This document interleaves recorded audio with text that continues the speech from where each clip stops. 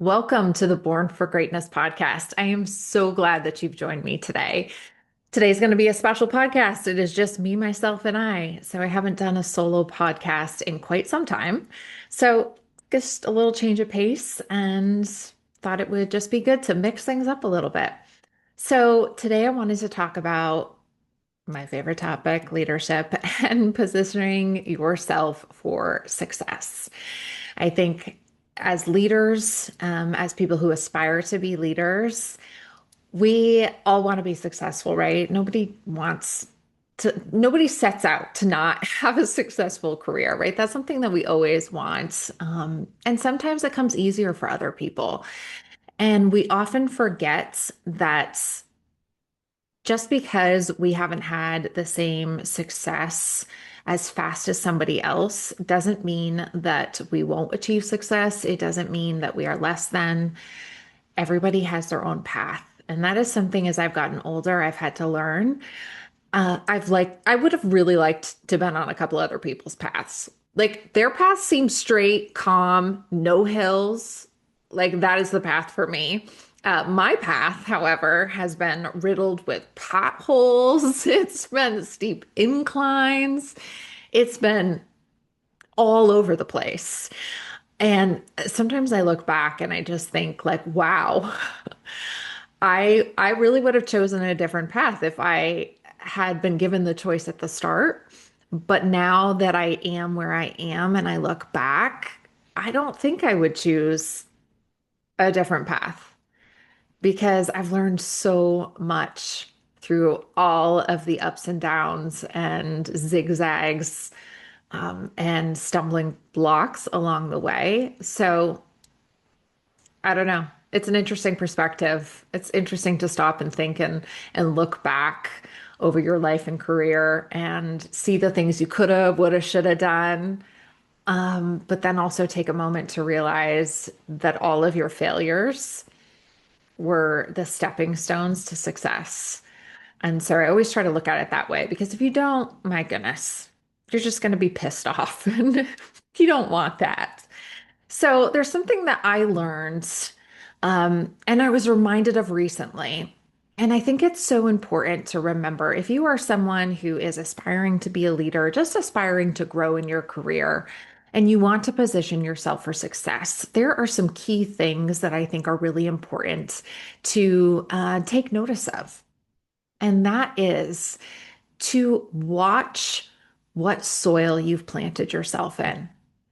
Because I have seen in my own life and in other people's, when you are planted in the wrong soil, you're not going to flourish. You're not going to bloom. You're not going to grow. In fact, you'll probably shrink. And there's something to be said about that. And I don't think that we often think about it. You're at a job and let's say you've transitioned and you were really good at one certain thing. And in this new job, this new environment, you are struggling. You are struggling to enjoy your work. You are struggling to just get to the end of the day and you feel frustrated and defeated. Chances are, most likely, it is not you. It is the soil that you have planted yourself in. Because if you think about it, right? Like there's so many plants and crops that won't grow in the wrong soil, right? Some thrive in rocky, dry soil, and some plants need really wet, dense, nutrient-rich soil. And we're all different, and we all thrive and grow in different environments. But just because you're in an environment where you are struggling and you feel like you are just not producing the work that you want and you know that you can produce, I really encourage you to stop and look and see what soil you're planted in because more likely than not, you're just in the wrong soil. And that's okay.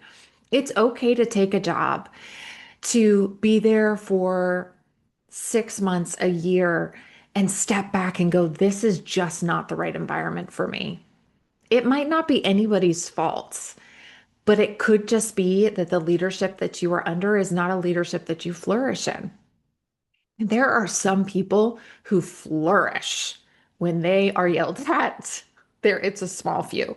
But some people really do. They need that really hard, just kind of on edge success. This is what I need to be successful is to be pushed in this extreme way. Very few people, very few. But there are some people who seem to do really well in that environment. Most of us don't. Most of us need leadership that's supportive, that is willing to teach, to come alongside, to coach. And I say this over and over and over again. Leaders who don't coach and just demean and yell and point out flaws are never going to have a team that is as successful as those who nourish and coach and come alongside their team members. It makes such a huge difference when you encourage other people because, again, like I said, there's a few people who are going to do well in the rocky soil. But the vast majority of us need soil that we are going to be nourished in, we're going to be supported in, and that we're going to be encouraged to grow because that's just the way it is, right? That's just human nature. And being encouraged, most people thrive by being encouraged, right? One of the love languages is words of affirmation. It's not one of the like is it five love languages? I think it's five love languages. It's not one of the five because it's not a big deal. It is a big deal. A lot of us need words of affirmation. And it matters. It really matters. And not fake words of affirmation. I know I've said this before too, but don't encourage your staff or your team and have it be fake because they're going to know. They're going to know that you don't mean it. Don't check in on somebody and ask about their life if you don't care because they'll know. It's so easy to see. Some people might be blinded a little bit in the beginning, but most likely people are going to pick up pretty quick that you don't mean what you say and that you're only saying something to get to an end goal, not because you care. Again, people don't care how much you know until they know how much you care. Like we have missed something. We have so missed the mark when it comes to caring for people and being kind to people and treating people with respect. Like, I don't know where we went wrong. I don't know when we stopped, but we did. And somebody told me not too long ago, there is no room for crying in business. And I stopped and I thought about that for a minute. Yeah, right. You don't want to bring all of your problems into the workplace. You shouldn't be bringing all of your personal stuff into the workplace and letting it affect your work. But my goodness, we are humans. And sometimes we're going to break a little bit. We're going to crack. Sometimes someone's crying because they've been yelled at, they've been hurt, they've been wronged, they've felt stupid because they messed up. And they're humans. And they made a mistake. And it's okay. It's okay to be vulnerable sometimes. Again, I'm not talking bringing your personal baggage into the workplace because that's not what work is for, but allowing people to be human, allowing people to be real and authentic. It's going to make a difference. It's really going to make a difference because when people can show up and they know that they can be authentic and themselves, they're going to work harder for you. Yeah, they might have a bad day. And yeah, sometimes I've had an employee come and cry and just had a rough day. And I've said, you know what? Go home. Go home and cry. Go home and take a minute. Whatever you're dealing with, process it, grieve however you feel like you need to, and then come back when you feel refreshed. Let's start again tomorrow.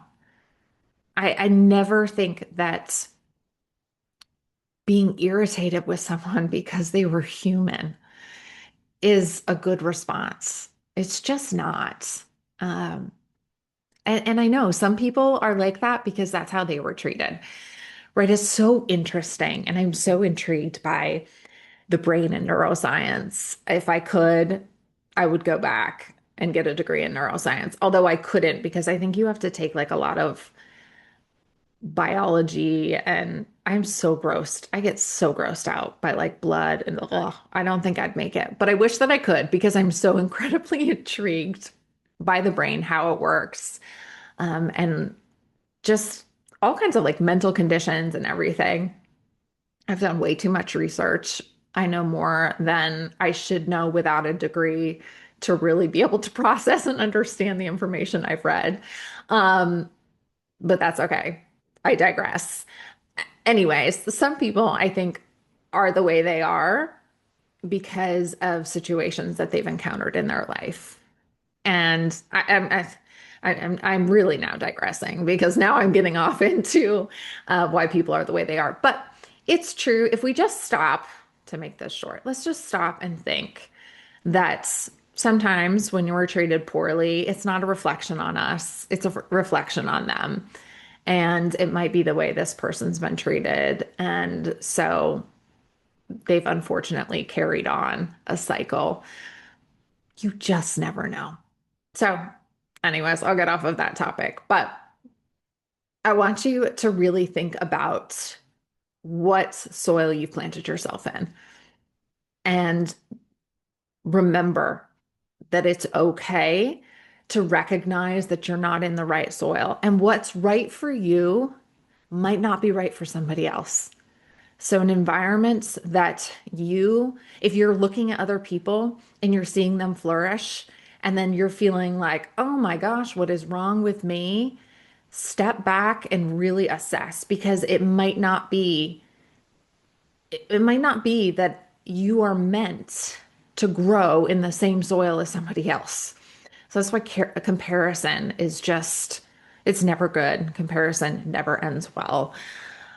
Try not to compare as hard as that is because it's really hard not to, but try not to because if you move into different soil, you may notice that you suddenly are flourishing, right? Have you ever known people who like work at a job and they're like, this is the most amazing job and I love the leadership and they're wonderful. And you've gone and you're like, I don't get it. What do they see that I don't see? And it might not be that you're missing anything. It just might be that somebody else, again, does better in a different environment, in a different situation. So try not to give yourself a hard time, but also be really cognizant, be aware. And when you go looking for a job, make sure that it is the right environment for you. You're not always going to know from a couple of interviews and talking to people. Sometimes you don't know until you've been there for a little bit. Sometimes it'll be you've been there for 10 years and leadership changes, and all of a sudden you're like, this isn't good. But give yourself some grace in that situation because you never know. But keep looking, keep searching for that place where you flourish because when you find it, you're going to do incredible things. You're going to position yourself for success. And it's so important that we make sure that we find that because everyone's born for greatness. Everyone, I believe, truly, if they put their mind to it, can be successful, can do great things. Just make sure you're in the right soil to support it. And yeah, you're going to be awesome because you are, right? I think sometimes we forget because of everything that goes on in the world and you know, just life. Sometimes life is just life and it's hard and we forget to notice the little things. So, anyways, I hope that encouraged you today. If you ever have any questions, need some support in leadership, or even just trying to figure out what's next in your career, please feel free to reach out to me. You know how to find me. I'm on social media with my name. So, anyways, thank you for joining me, and I hope that you have an awesome day today.